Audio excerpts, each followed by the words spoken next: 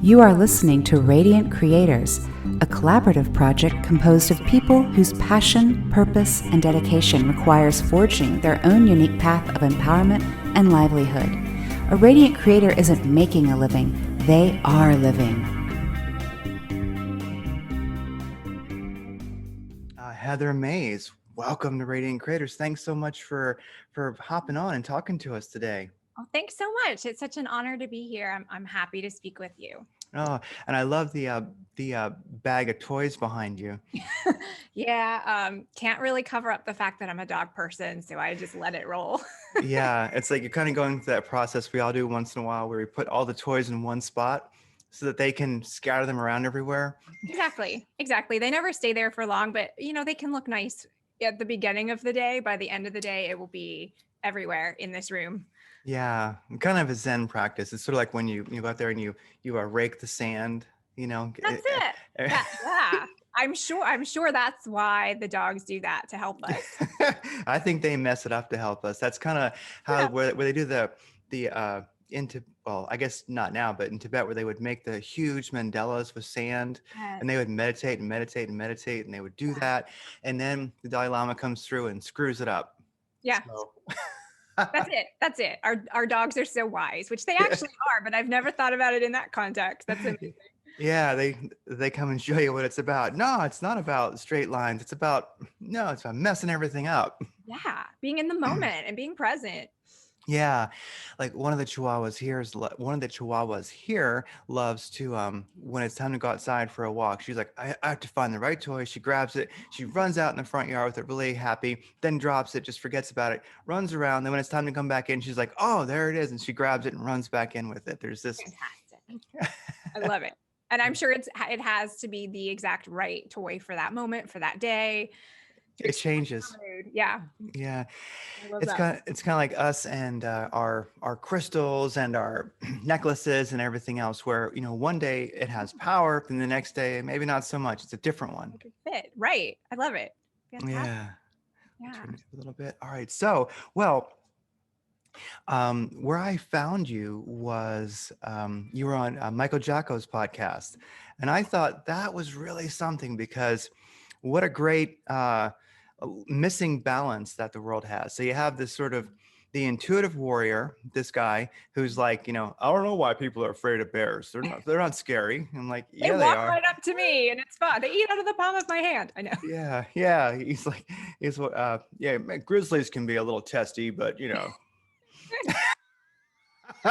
did say that.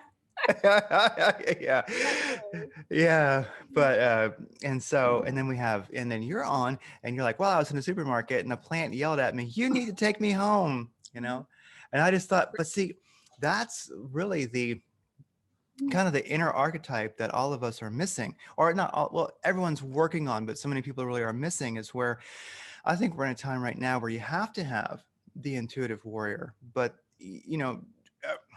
you really need to be that intuitive warrior, be kind of ready for the fight that is life, sort of. And also you need to be able to, talk to plants, and it's real. So how long have you been working on that balance? Because it was really unique to see you and Michael Jacko. If anybody follows Michael Jacko, and anyone follows you realize that, well, maybe you're not so different, but to bring that contrast together was really powerful. Yeah, that's an interesting perspective. I like that. So for me, I have been hearing and knowing about what we'll call kind of the unseen world since I was a little girl, and didn't really have any friends that knew what that was, but to me it was very real. It was as real as the conversation that we're having. And I think I suppressed that for a while because nobody wants to feel unusual. Nobody wants to feel like they stand out. And, it was always kind of in the background for me. And then as I went through my 20s and 30s and 40s and whatever, we'll just leave it there, kind of developed that in a way that I felt was needed to help support my friends and now professionally clients. And I think that when we look at a Michael Jacko and myself, it's more about just being in tune with, like I said, the unseen world, because we are not, in my view, not supposed to be here in this human existence, slogging through it as we do from day to day without some kind of support. And whether you feel that support is spirit guides, ancestors, the natural world around you, your animals, plants, what have you, that support is there. And I'm really passionate about helping people connect to that, because I think when we lose that connection or don't understand that there is the connection to begin with, man, are we just making it harder on ourselves, especially in our current environment, to, face things that are terrifying and frightening, and to be in a world that is so palpable with grief and darkness and fear, to not know that we exist and interrelate to other things beyond our physical third dimensional world is just, it's like having blinders on. So I'm always really excited when anyone wants to talk about that. Or, I'm not sure that the guidance would be to walk up on a grizzly bear on the Pacific Coast Trail. That's kind of unique to Michael, but there Yeah. are more subtle ways to do it in your daily life as well. And I think it just absolutely enhances the human existence. Oh, it does. Yeah, and there is that faith or that certainty that grows over time, where we all start somewhere, but there comes maybe a kind of like when a plane breaks the sound barrier. There's this boom, and then all of a sudden it's smooth. There comes this point where you've just decided or from experience that it's real, and then you can. I have this thought. Well, I know we're not wrong, but I think even if I'm wrong, it doesn't matter. It's so much more fun, and it works. So you just go, yeah, no matter what, I've broken through that sound barrier, and I like it over here so much better. Exactly. Why go back to that limited existence where you're kind of, like I said, with the blinders on? And for me, that's a big part of helping people develop their skills and their intuition and their abilities, is that faith, that walk of faith. That, did I put that thought in my head, or did it come from outside of me? And I was just speaking with a friend this morning about that, and she is very gifted, but still, when it comes to our own circumstances, we want to dive in and get that extra guidance. There's always am I skewing it? Am I seeing things because that's what I want to see? Or am I trusting that guidance? So I think, yeah, that's a beautiful image of the plane breaking the sound barrier. It is just a point where you say, all right, that's it. I'm going for it. I got to trust what comes through. And then the moment, what I have found with myself and others, the moment when you make that decision is when it almost comes easier and it comes faster and it becomes a clearer form of communication for you.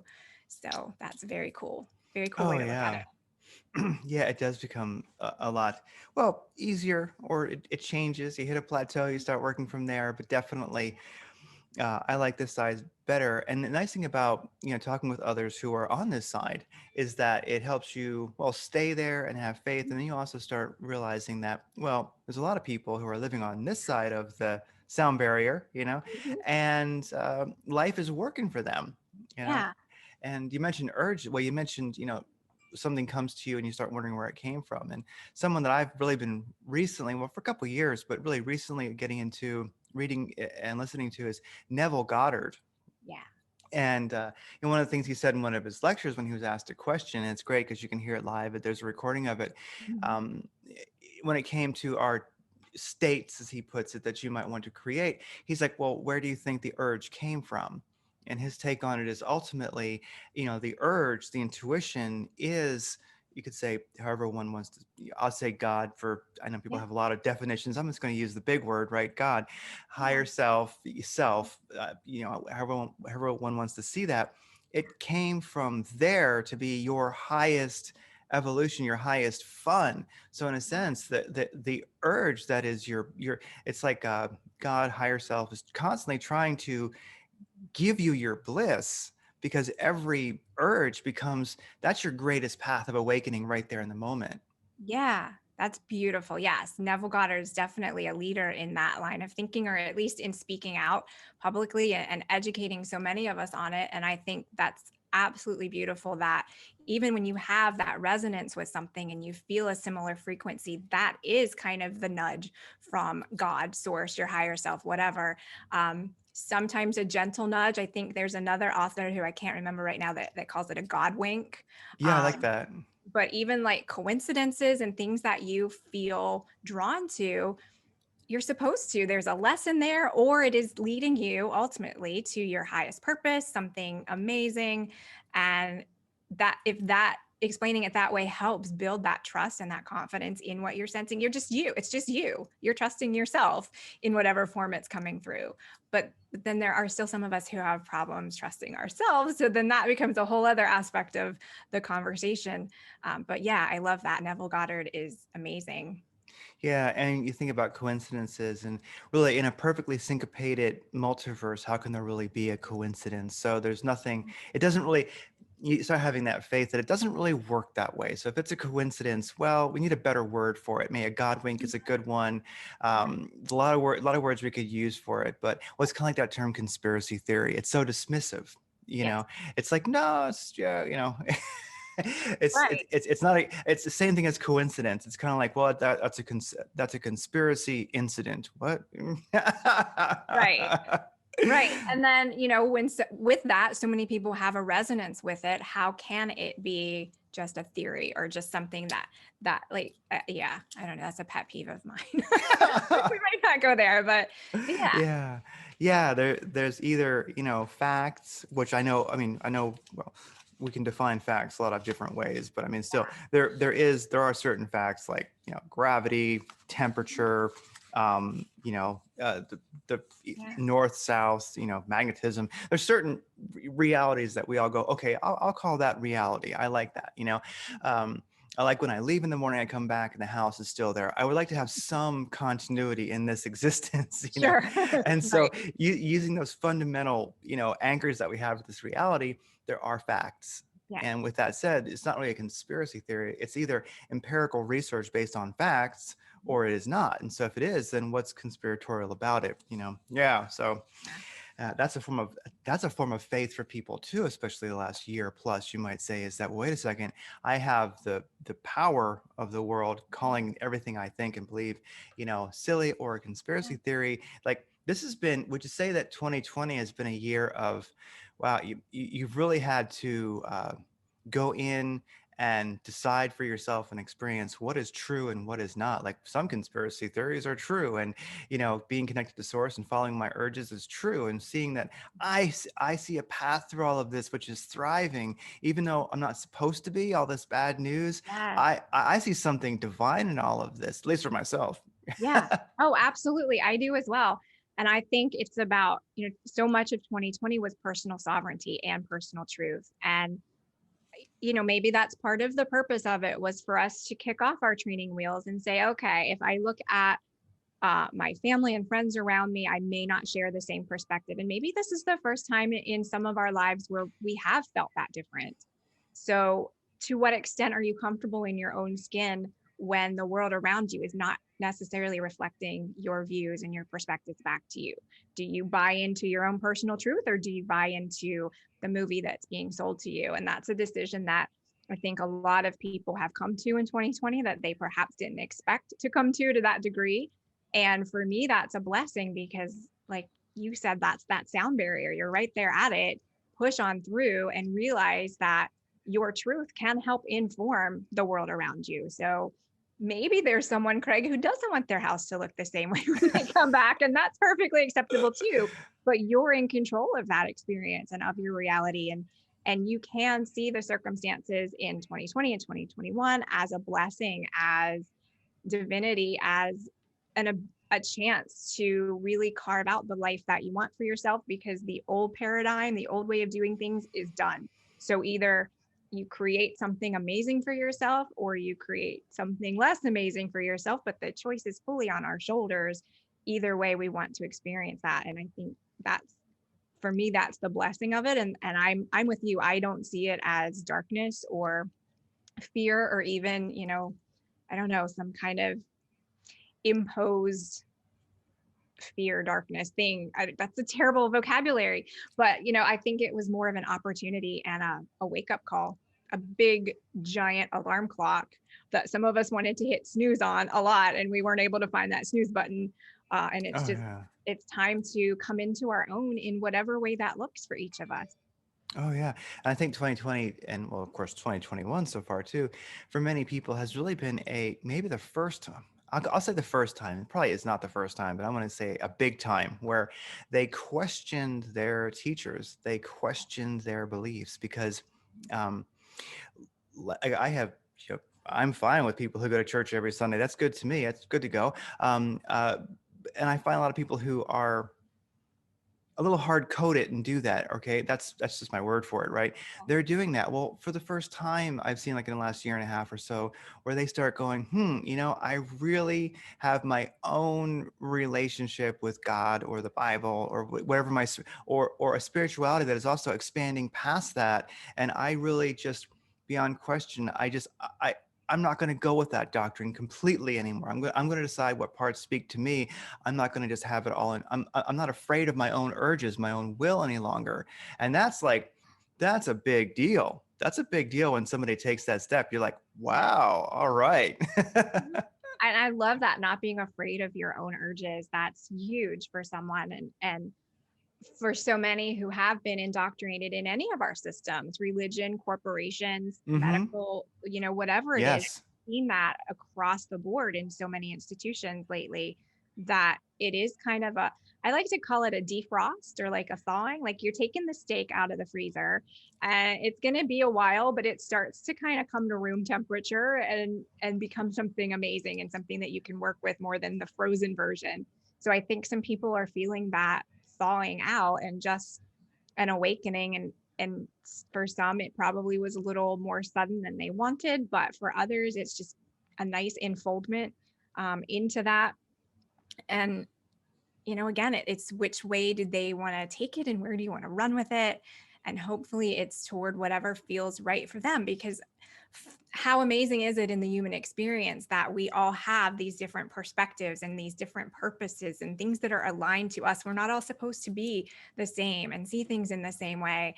And so much of our world forces that conformity and forces those labels, that to have those structures and institutions kind of be less viable is such an ability to expand humanity and consciousness as a whole.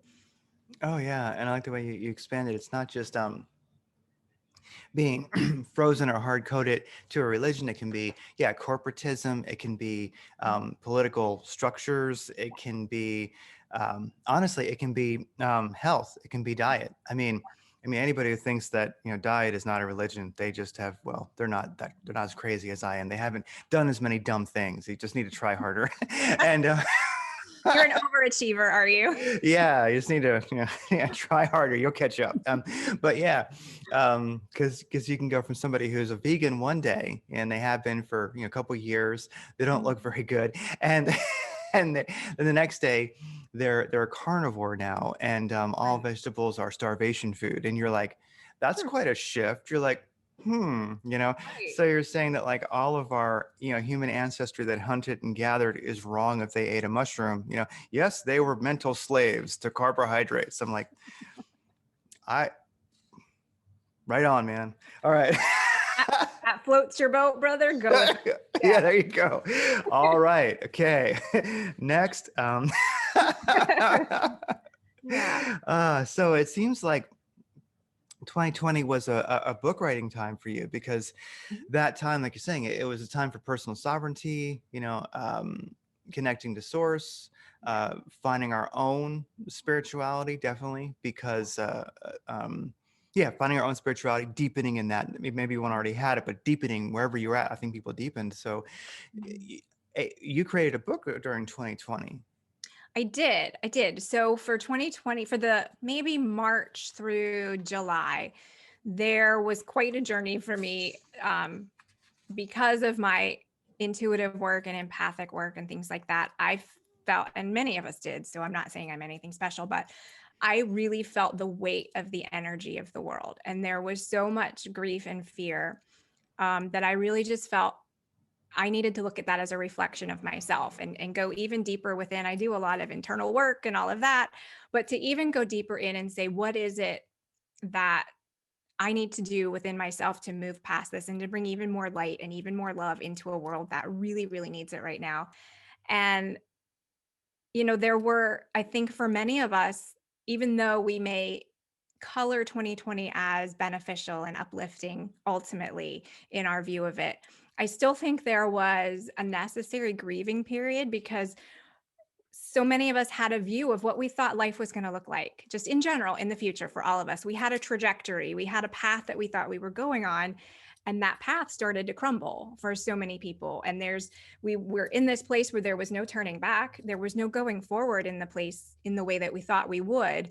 So, what do you do with that to really strip down to the foundation and start building back up as whatever you want to be? So, some of that reflection led me to just do something I'd wanted to do for years and years, which was write a book. And it turned into being a book about helping somebody find their way back to their own divine radiant light. Because I think we all have it, but the world really tries to kick it out of us a lot, especially in the last couple of years. And just to not really make it necessarily a spiritual exercise, but more of a practical exercise for people, because we're supposed to be up against it as humans. We're supposed to have obstacles. We're supposed to have challenges. We're supposed to have grief. But I think in our current and previous educational systems, in that infrastructure, we aren't really taught what to do with that. Or we aren't even taught that that's normal. So many times we run up against a huge challenge, a job loss, a health challenge, a relationship, and it's just kind of like all systems shut down.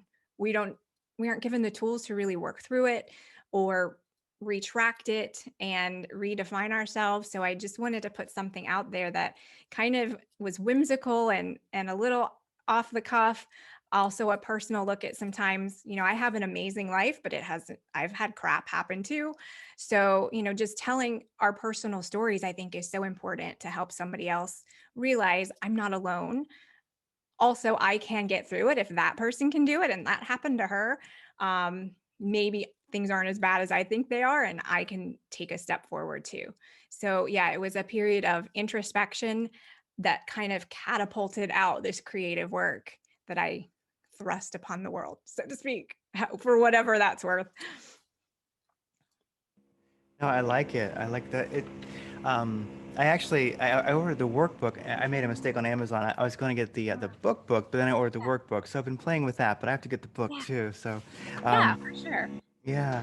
Well, I think it's one of the things that I really liked when I saw the contrast between. And sorry about the background noise. There's construction next door, and Okay. yeah, That's good. Progress. People are working, things are going in society again. it That's good. is good. It is good. Yeah, and they're oftentimes quiet until there's a microphone on. Then it's like Yeah.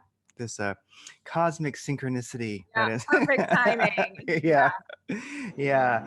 Well, so it's one of the things in watching you and Jocko when you guys were talking was that you know bringing that whimsical in, and I think that's a real importance to your work in your book and the way you approach things is really after 2020, the beginning of 2020 on to now, especially.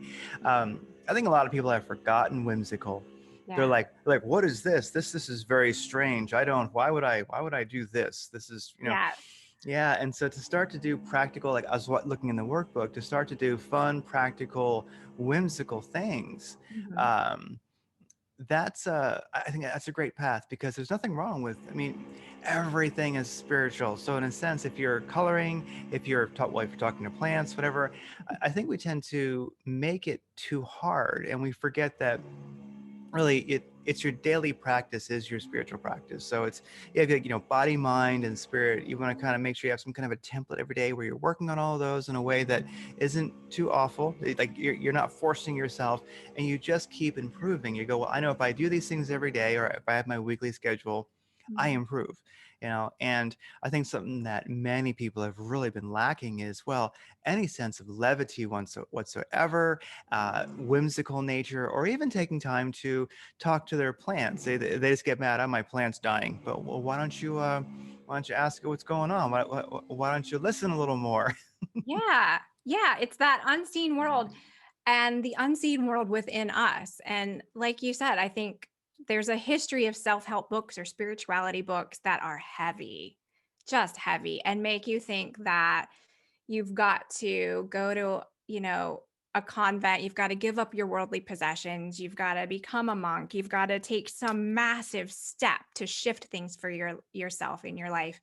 And I don't buy that. I think number one, whimsy and fun and play is such a different frequency, and things shift in a different way at that frequency. When you can laugh at yourself, you're going to shift a pattern in yourself really quickly versus, and I mean, I don't think there's anything wrong with crying and having deep exploration and grief, but when we get stuck in that, we're really kind of weighing ourselves down, and it makes change a little more challenging.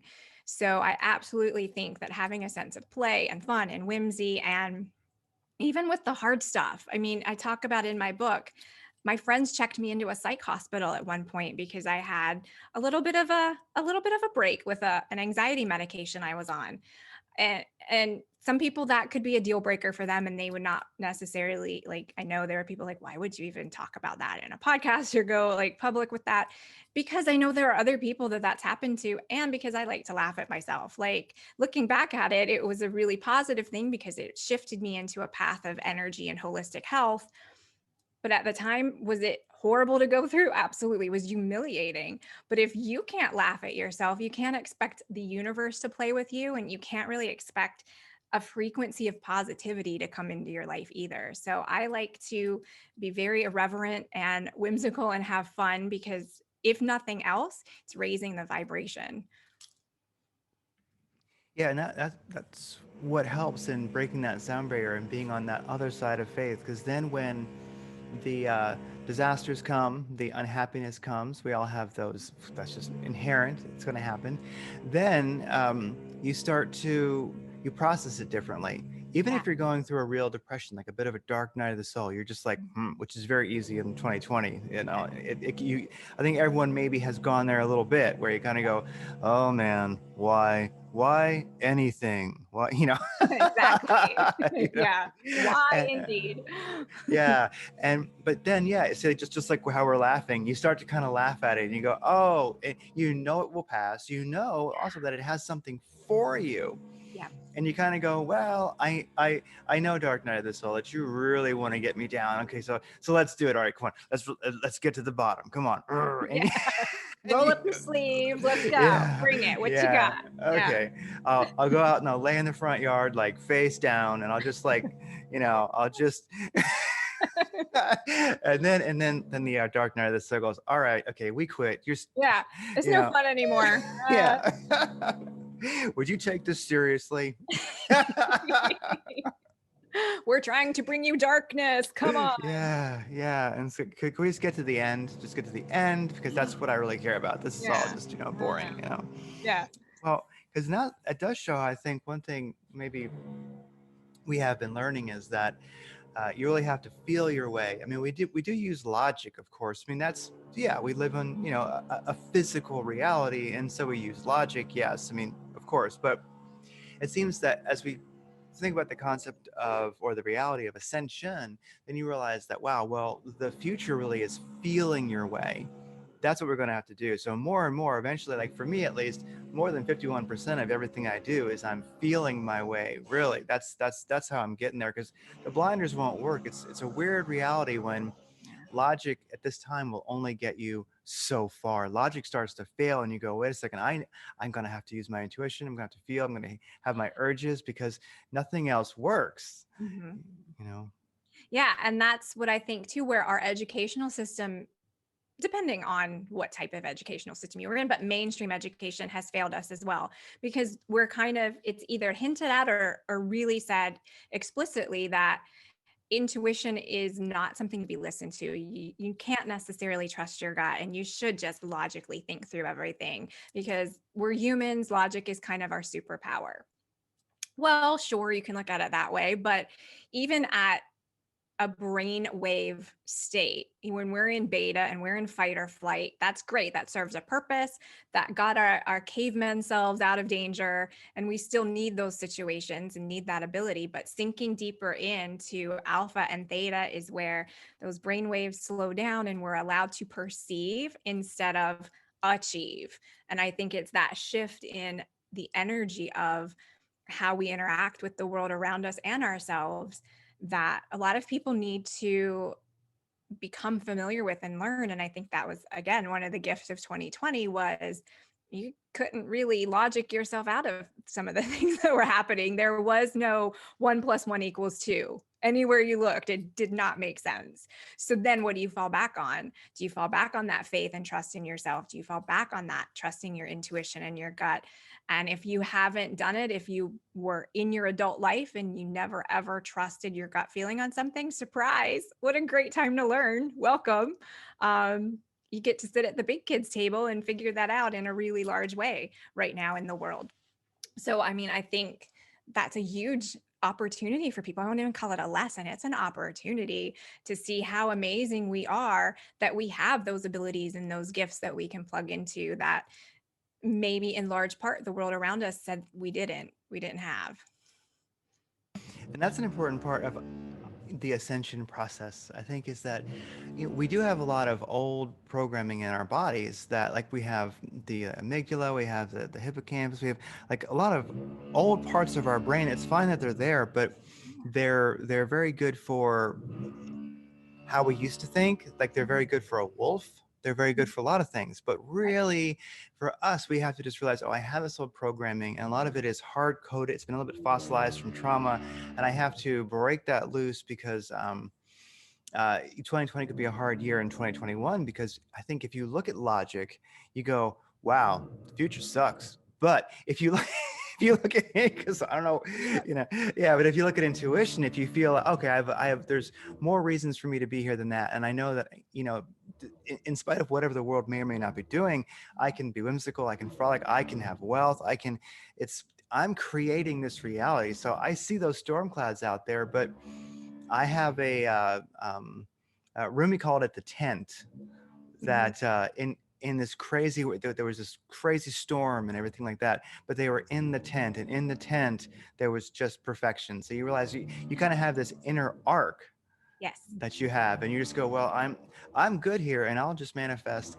Like you mentioned, some people would like their house to be different when they came back. Now, if you're a total badass manifester like Neville was, you would say, I'm going to the store so that the yard can be cut, the house can be repainted, and have new windows. And you come back and it's done. So you start realizing that that's our ability.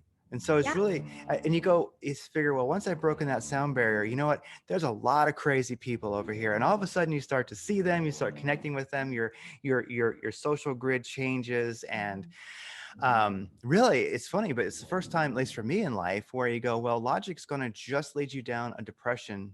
It's not going to work. You're going to be miserable if you're not doing the intuition, the feeling. Then really, it's all you've got. Yeah. And it becomes that choice of that line in the sand. How do I want to live my life? Do I want to think my way through it and end up at that kind of bleak, maybe very pessimistic,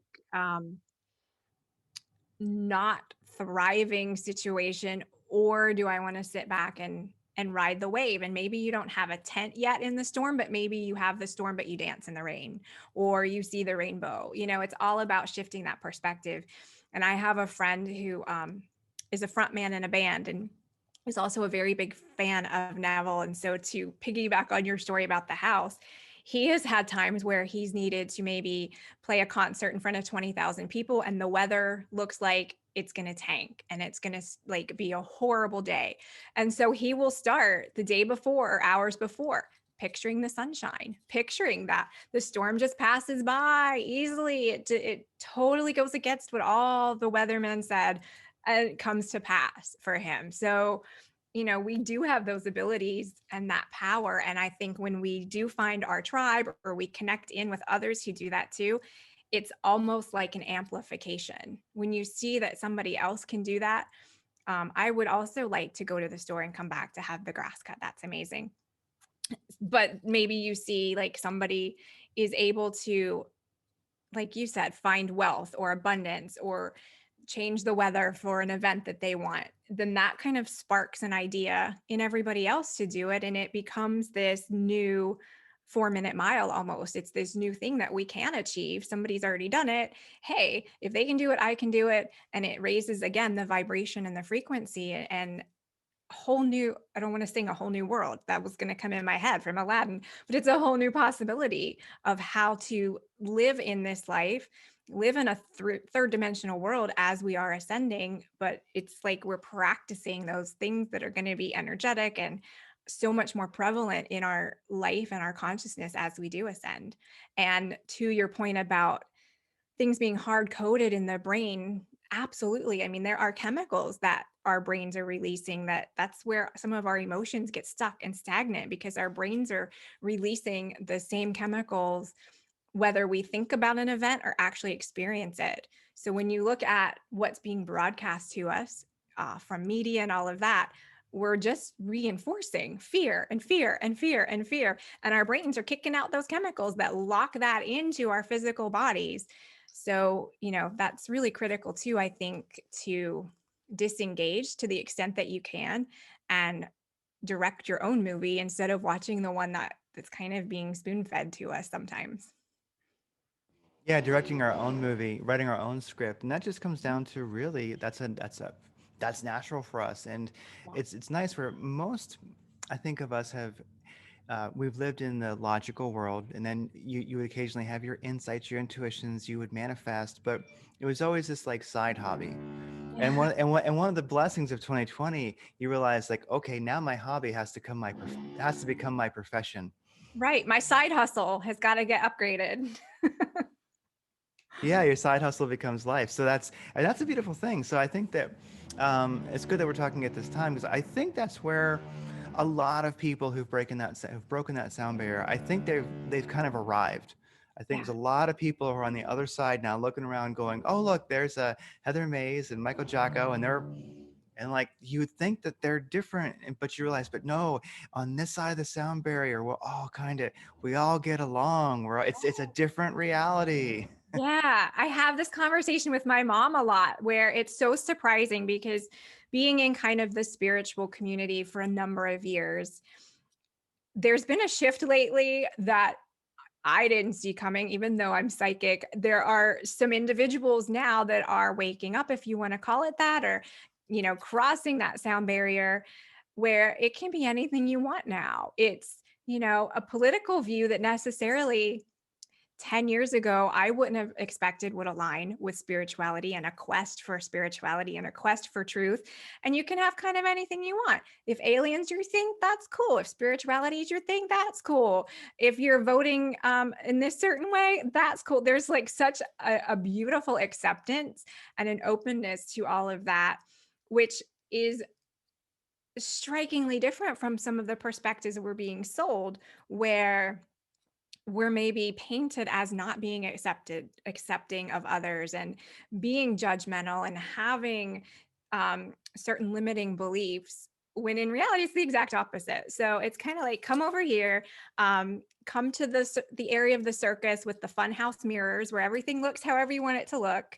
um, and yeah, you're right, there has been a big migration of people to that side where we're kind of all like, oh, hey, it is really cool here. The old joke, come to this side, we've got cookies. It's like, yeah, we're really cool. Come hang out, see what you want to create for yourself and vibe with us. You can be this really buff CIA, military, Navy SEAL guy, or you can be this kind of goofy little little girl who talks to animals and plants. Whatever your vibe is, come on in. We're happy to have you. Yeah, and there's strength in numbers, and of course we have to own it ourselves ultimately. But it is nice when the crowd on this side of the veil keeps getting larger, Mhm. and keeps getting more. I would say mature. You know, in a way, it's becoming more of a Mhm. just a legitimate way of life, where it's not it's you're not the well, I could say like you're not a hippie anymore, which hippies are fine Yeah. too. But like Right. you're not even weird anymore. It's see, now it's the thing. And now where you used to be, it was your side hustle and you were a little weird. Now you're like now you are the real new normal. Right, right. I love that. Absolutely. And you're absolutely right. I mean, I live in the South, and for a long time, um, there was some judgment and criticism because I maybe do things that others thought were against their religious beliefs. I've honestly have friends tell me, I'm sorry, I can't buy into what you do because it's against my beliefs, which that's cool. That's fine. But there was a lot of ostracism and judgment behind that. And that shift has happened in large numbers where it is like you're not the dirty hippie anymore. You don't have to live on a commune. You can be in workaday America and still check in with your guides and your spirit team and see what's going on. So it is so much more conversational and normal.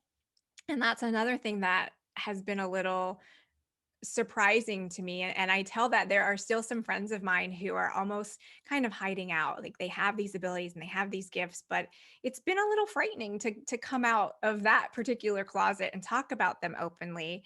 And so now I think there are some of us like we're calling them in. We're calling them out from hiding in the closet. Come on, it's safe. We can talk about it. Like look how, and Michael Jacob's a great example of that. He's got a huge channel. He's got a huge following. He's out there telling us to live in a love bubble and he's playing crystal bowls. So, come on, we're fine. It's going to be okay. The Navy SEALs are here. We've got this. It's good. It's true. Yeah. It's now we have to live, now that we live on the other side, we don't have, weird anymore. Now it's just normal. So Mhm. it's empowering. It's also very strange where, rather than people see you as the odd one, now they're coming to you uh, in one way or the other, they're following you. You might say they're Right. like, how do you feel about this? What do you think about this? So, like, I do a lot of crypto trading for a living. I do and trading, traditional trading, Yeah. and of course you want to follow logic. You sort of Yeah. it's part of the template, but to some extent you have to make room for intuition. You have to make room for Right. feeling. And like and now I find that, and this is something I'll say to people, and now they don't even blink anymore. Where I say, I really think I sort of channel Bitcoin. I'm like, I feel. I love that. I'm like, hey, if you guys can channel the Palladians, all right, I'm channeling, all right. So, Absolutely. yeah, and so I find that I wouldn't exactly call it that channeling, but what it is it's that I kind of connect it to. There's this intelligence, this futuristic intelligence that is here, and it's part of the ascension, right? I believe, and so it's this intelligence that is here, and it's like part of the peaceful revolution aspect of it, because Hmm. we have old structures and such that have no problems with insane violence, right? So Sure. you can't fight them in that way, but they have to be out of the way, you might say. So how do we dissolve these structures that would never allow a happy planet? Yeah. you know well, that's kind of that's where you have this peaceful warrior, this energy, this intelligence, Bitcoin, that showed up, that goes, well, we'll just undermine them, Yeah. and they're going to try to fight it. But this is the thing I started realizing: as you start to meditate and you start to communicate communicate with the Bitcoin intelligence, it's that it's so much smarter than we are. It's so much smarter than the violent empire is, the structures, Yeah. that we think, oh, there's this challenge, how do we do it? Well, it already knows, and Hmm. it just keeps, so they keep trying to destroy it. They try to keep clamping down on it, Yeah. but you watch, you go, but it always wins. Yeah. Bitcoin always wins, and you go, it's so then you start to challenge, connect to that intelligence, and you mention that to people, and they won't even look at you funny anymore. Yeah. Like no odder than they will if you say that you're talking to a plant. Yeah. Yeah, that's amazing. I love that. And absolutely there is an intelligence and an energy behind that. Everything is frequency. So and then there's that morphic resonance of that specifically. And so absolutely. I think that's fun. I think that that's also kind of where all of these industries are going eventually, and all of our structures more into that intuition and that gut feeling and less rigid. And so maybe, you don't have a certain game plan. I mean, I don't want to say a business plan isn't a great idea, but you inform that business plan less out of, I need to be at X place on the map in 5 years, and more of, well, I'll know it when I see it. And if I feel this certain way in 5 years, then I know I'm on track, or that that's the feeling I'm aiming for, instead of the specific dollar amount in the bank or the specific number of franchises or whatever it is for you. I think it's just a whole different way to color things, which is really fun. Oh yeah, and then when it comes to the traditional logic-based business plan, you'll hear someone say, "Oh, and in 5 years we're going to," and you start laughing because you're Right? like, Did that in not all just five get blown out of years, the like, water last like, year? We like don't know what's we going to have happen. no, it's like, we have Yeah. no idea what's going to be happening. How can you plan for something 5 years from now? You can, 5 months, who knows, yeah, right? Yeah. yeah. I sort of have a grasp on tomorrow, you know. Maybe. I mean, we'll Yeah, see. but that's just on paper. I mean, Yeah. Yeah. yeah. Exactly. And so ascension symptoms. Here's one because you've mentioned that before. And so with the people that you're working with, really, and I guess we can say people, animals, plants, of course, but really with the beings that you're working with, how would you say ascension symptoms are affecting right now? Because I don't know anybody who hasn't had some ups and downs physically, emotionally. And Yeah. uh, and that can be one just to you can find a lot of comfort in knowing that, oh wow, I feel dizzy all day. Well, you're fine. Yes. Yes. Exactly. And that is happening to so many people. And if you weren't already on the path of working with your intuition, those are definitely people where that's happening. But I think there are some still on the other side of the fence where they don't understand why some of these things, these symptoms are happening. But absolutely, the clients that I work with, they're, it's full on nausea. It's being in bed for 3 days and you don't know why. And it's dizziness, like you said, or ringing in the ears, just coming in randomly. And um, people are getting a lot of chills. And I think, from my perspective, what that is we're kind of in train. I'm seeing it as like a Navy SEAL exercise. This is Hell Week for us, where we're kind of being trained on what it's like to be in a 5-dimensional world, because it is more feeling and sensing within your body and less thinking. So it's also a frequency thing where we're all being elevated, and collectively the energy is a certain way. And so we're kind of plugging in and dialing in at those different levels where our bodies are like, hey, that energy is a little intense. So that kind of feels dizzy to me, or that feels a certain way. And I think it's also possibly not coincidental that we have health, we'll really use an umbrella term of health concerns in our world right now, where some of those symptoms are similar. So it's almost like we've got to also unplug from the narrative where we're afraid of feeling things in our body, because it could mean something. It could mean a diagnosis. Not that it may not. I'm not saying that. And let's add the disclaimer: Heather's not a medical professional, blah, blah, blah. But it also can absolutely just be energetic and things that we're being calibrated to, and a different way of processing the information in our environment. Like we've talked about, less through the brain first, more through the body first. And I think to do that, we kind of have to dismantle some of the ways we're accustomed to feeling, and realize that we're being tuned like a tuning fork into some of these other frequencies that are going to be part of our natural world soon-ish.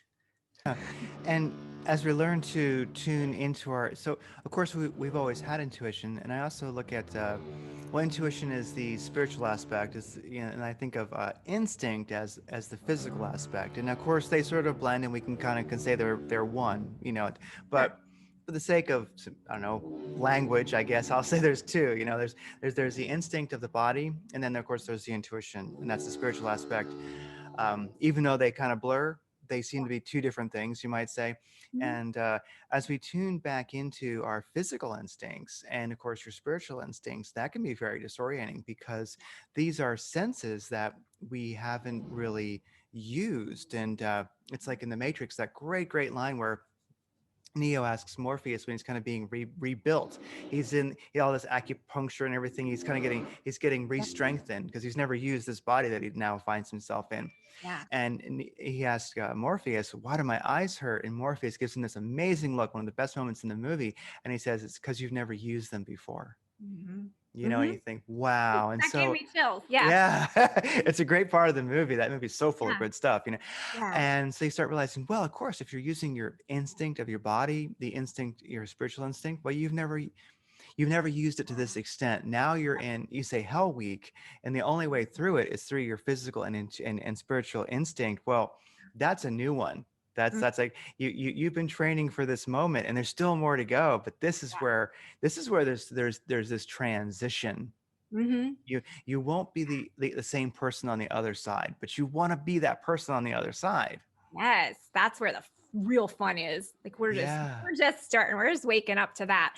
Yeah, absolutely. And I think for a lot of people, that may be the thing that kind of taps them on the shoulder because maybe they aren't researching intuition or ascension or 5D or anything, but they're just wondering, why do I feel so weird in my body? Why does it seem out of my control? And maybe that's the conversation that kind of opens the door for them to research some of this other thing, these other topics. So I think there are a few reasons that it's happening. And then it's also almost proofing someone if you say, okay, yeah, I have intuition and I know I haven't used it in a while, but I'm trying to develop it. And but then you start to physically feel things. It's almost like, hey, Mm.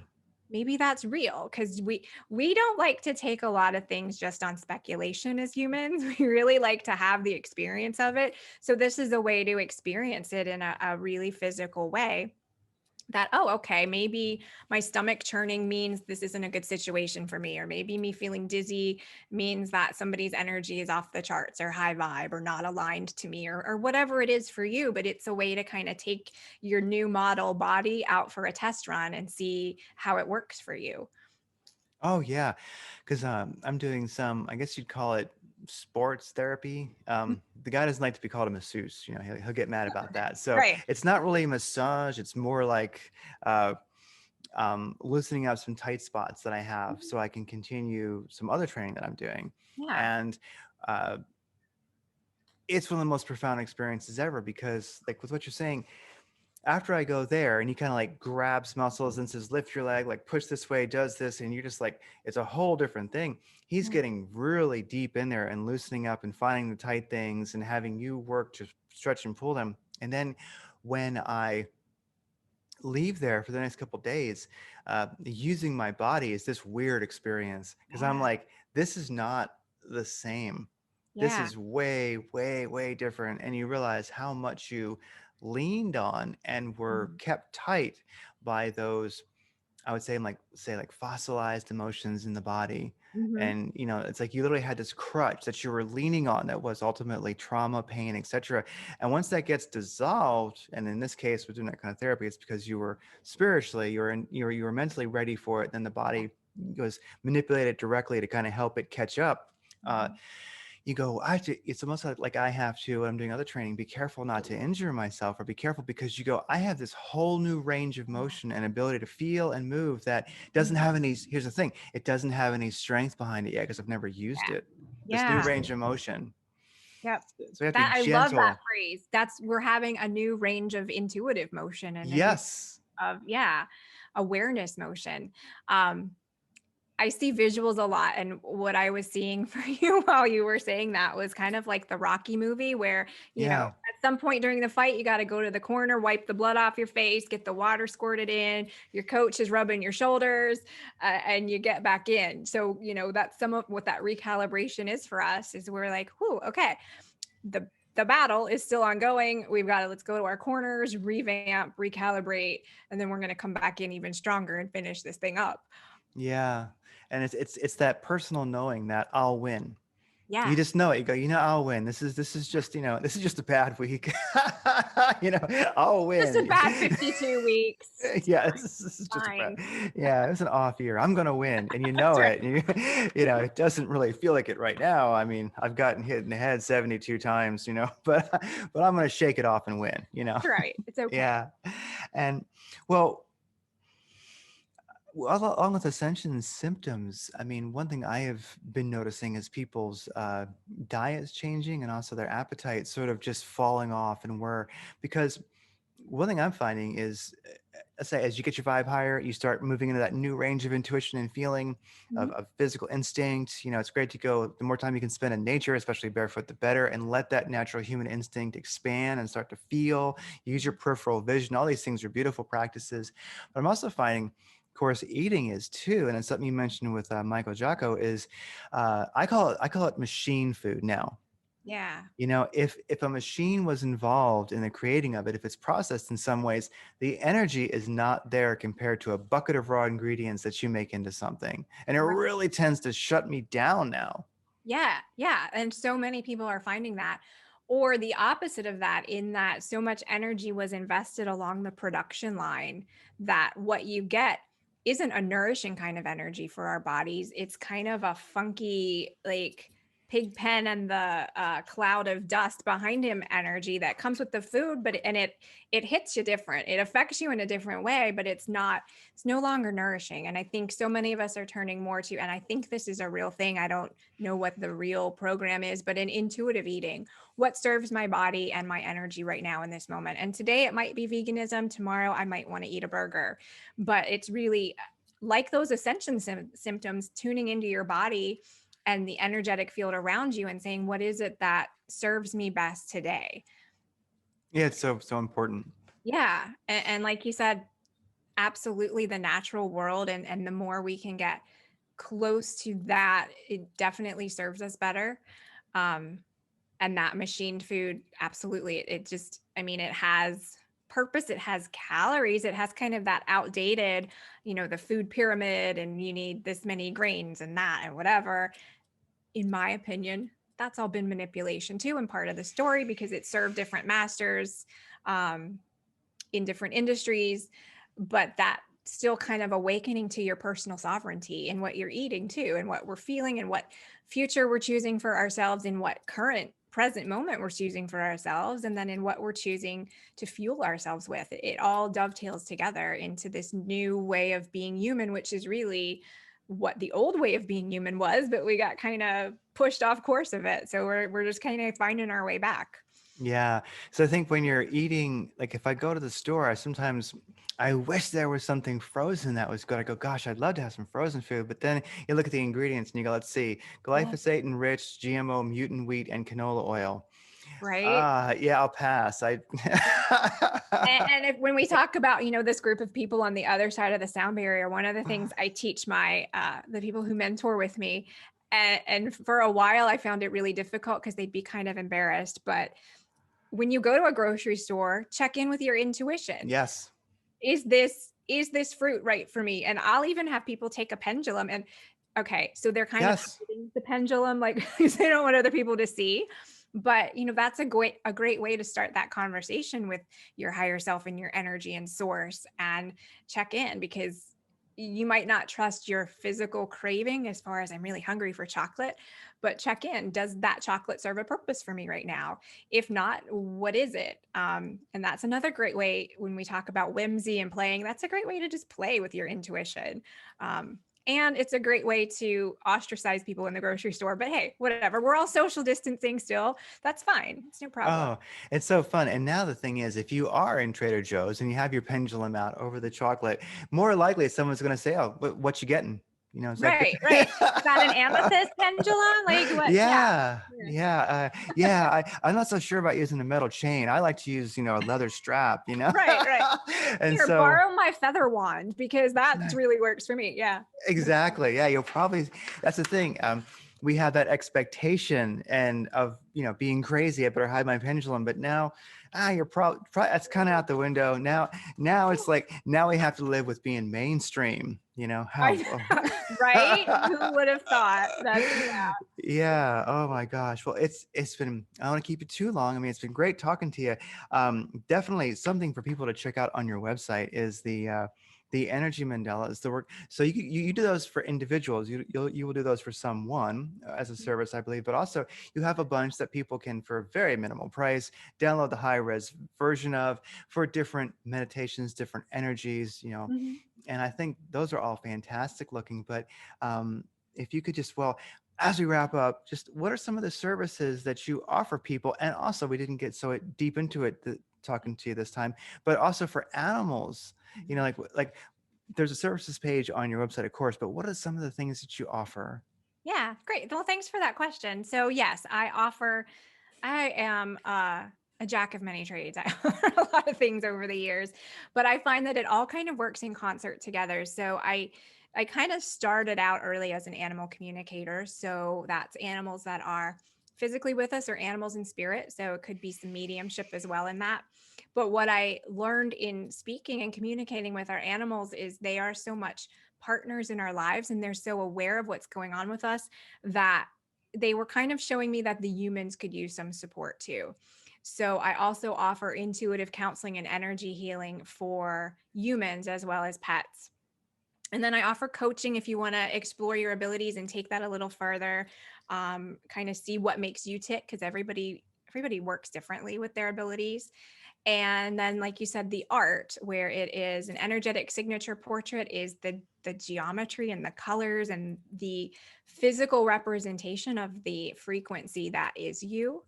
And then I have some, like you said, standalone pieces that are the frequency of different topics, like balance, or one is transmuting negative relationship patterns. So things that you want to focus on and plug into, the energetic code of that is embedded into the artwork, and those are channeled pieces that I get downloads for, and I just sit down and sometimes I don't even know what I'm drawing. I'm just led to draw something. And then I ask my guides, what did we just create? And they say, oh, it was the topic of this. So put those up for people as well for instant downloads. And it's just all of my work is kind of in service in helping people find their light and find them. So because so many times we forget how amazing and absolutely magnificent we are. So if I can hold that mirror up for someone and let them see that about themselves, whether it's talking to their pet and their pet kind of delivers that message, or it's coaching and mentoring them, or it's having a counseling session or a mediumship session, whatever it is, the goal is always to kind of stoke that flame within someone so that they can be their best, most amazing, highest aligned self. Oh yeah, and that is beautiful. That is beautiful. Wow. Well, and that's one thing I just it just came to mind while you were talking there is, animals never wear shoes. You know, I That's true. They're and- very grounded. Yep. yeah, and very, very grounded. And somebody once told me, he said that one of the purposes of dogs is that they never wear shoes and they always want to go outside for a walk. And the idea is that they actually take on the job of absorbing our negative vibes, and then they go outside barefoot and they put it into the earth. And so what a sacred, beautiful connection we have with animals, with dogs. Absolutely. Absolutely. They are kind of the energy recyclers and the transmuters, or even your cat who walks across your keyboard and frustrates you, but maybe you needed to step away from that keyboard for a minute and go outside and have fun, or play with your kitty. And they are absolutely aware of our energy and how to balance and calibrate the household overall. So Oh yeah, yeah. they're so plugged in. Oh, It's they amazing. absolutely are. And because your cat knows that it's 3 a.m. and you want to get up, you've You need to slept enough, play. and it's time to feed them. It's party time. I mean, who doesn't want to throw down at 3 a.m.? It's a party. Yeah, and you never know, if you do start getting up at 3 a.m., you realize I kind of like it. Me and the cat hang out, and I get a lot. Of work done before the sun Right? comes up. So Exactly. Exactly. I'm more efficient. The world doesn't knock on my door. Yeah. yeah, if you get up at 3 a.m. in the morning, nobody else will bother you. You've got the world to yourself for a couple hours. Yeah, for sure. Yeah. Well, it's been so great talking to you. And everybody, definitely go to heathermays.com and check out her website, check out her stuff, and also go to your YouTube channel and subscribe and click that bell because you put out a lot of great videos. It's nice if you join Heather's YouTube channel, you get to keep up on what she's doing, and she puts out lots of fun videos. It's not a dead channel. It's a very, very living channel. So yeah. Yeah. All right. Yeah. I like to chat with people pretty regularly. All right. You take care. Thanks so much, Craig. It was such an honor and a pleasure to talk with you. Oh, on this side too. Thanks. You are listening to Radiant Creators, a collaborative project composed of people whose passion, purpose, and dedication requires forging their own unique path of empowerment and livelihood. A radiant creator isn't making a living, they are living.